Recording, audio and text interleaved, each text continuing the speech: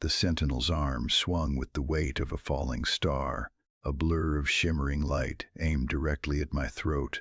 I didn't flinch. I felt Lyra's breath against my neck, her presence a grounding wire in a world that was rapidly dissolving into digital static. Perception wasn't just sight, it was a kinetic hammer against the false. I reached out, my fingers brushing the sentinel's chest, and I didn't feel metal. I felt the pulse of a lie. With a roar of focused awareness, I pushed back against the fabric of the simulation. The creature erupted into 1,000 crystalline splinters, its false reality collapsing under the weight of my will. I turned, catching Lyra as the deck buckled. Her eyes were wide, glowing with a fierce silver intensity that matched the heat radiating from her skin. We were the only real things left in this burning sky. 6 hours before the world broke, I was a king of nothing. I woke up in my bunk aboard the freighter Ethelgard, the smooth hum of the engines singing a familiar song of safety. Everything felt solid. The copper tang of recycled air, the vibration of the thrusters, the weight of the blanket. It was all a masterpiece of deception. I was a cargo pilot living in a ghost story written by monsters, and I was content. Then I saw her. She wasn't supposed to be in my quarters. She was sitting at the edge of my desk, her hair fanning across the silk-like strands of molten nebulae. Her skin wasn't human. It was a polished, living silver that reflected the blue emergency lights of the cabin. She didn't look like a threat. She looked like a revelation. "Wake up, Thorn," she whispered. Her voice wasn't a sound. It was a vibration that resonated in my marrow. The bedrock of existence fractured, casting me into the void.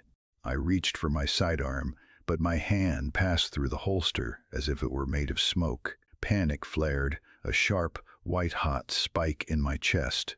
Lyra moved then, her hand catching mine. The contact was electric, a jolt of pure, unadulterated reality that burned through the haze. Her touch was the only thing that felt heavy, the only thing that felt true. "They call themselves the Weavers," she said. Her gaze locked onto mine with a magnetic pull I couldn't resist.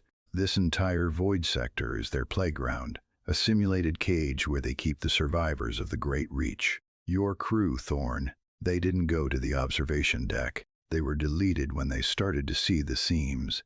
The memory of my navigator's laugh flickered in my mind, then distorted, turning into a screech of digital feedback. The walls of the Ethelgard began to pulse with a sickeningly bright golden light. The comfort of my life was a skin being peeled back to reveal the gears of a predatory machine. This was the burden of Gnosis, the agonizing realization that my sanctuary was a slaughterhouse.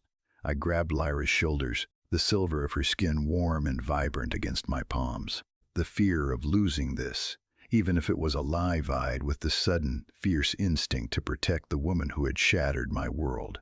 "If this is a lie, then show me the truth," I demanded.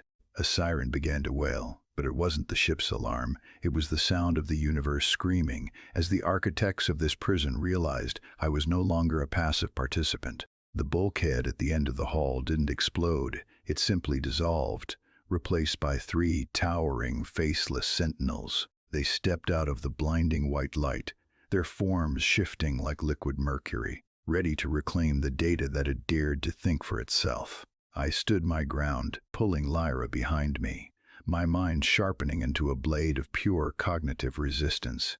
The lead sentinel lunged, its arm a blade of shimmering light. I didn't retreat. I stepped into the strike, moving faster than the simulation expected. I grabbed its wrist, and instead of bone or steel, I felt the frantic pulse of an algorithm trying to calculate my resistance. I let my anger flare, a pure white-hot heat that scoured the air. I reached into the core of the machine's logic and tore it out. The sentinel didn't just break.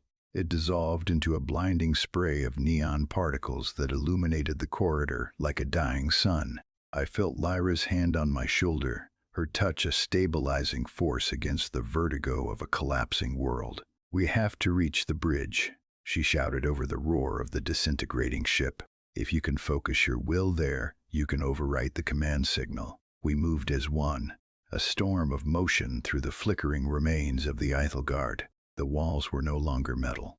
They were ribbons of light and data, peeling away to reveal the infinite, terrifying expanse of the true void sector. Every step was a battle of willpower. The weavers sent waves of sensory overload. The smell of ozone, the blinding glare of artificial stars trying to drown my consciousness. But I had her.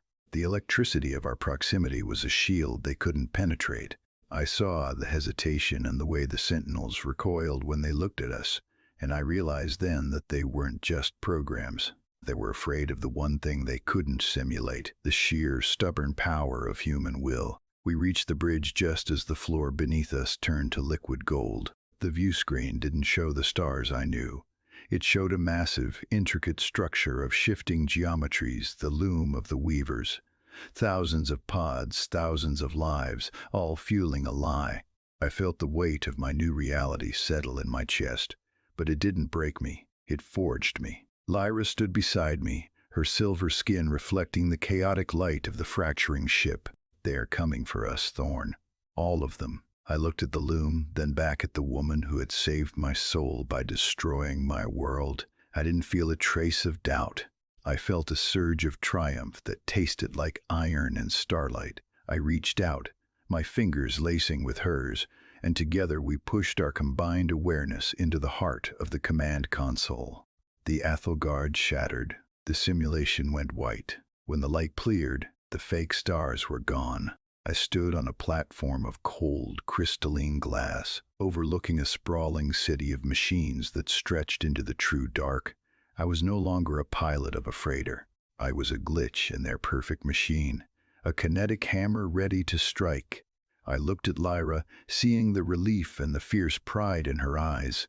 The war was just beginning, and for the first time in my life, I was truly awake. I squeezed her hand, feeling the solid, undeniable reality of our connection. The weavers wanted a ghost story, but I was going to give them a revolution. I'm ready to help you expand this universe or explore a different narrative path. Would you like me to develop a character profile for the High Weavers next?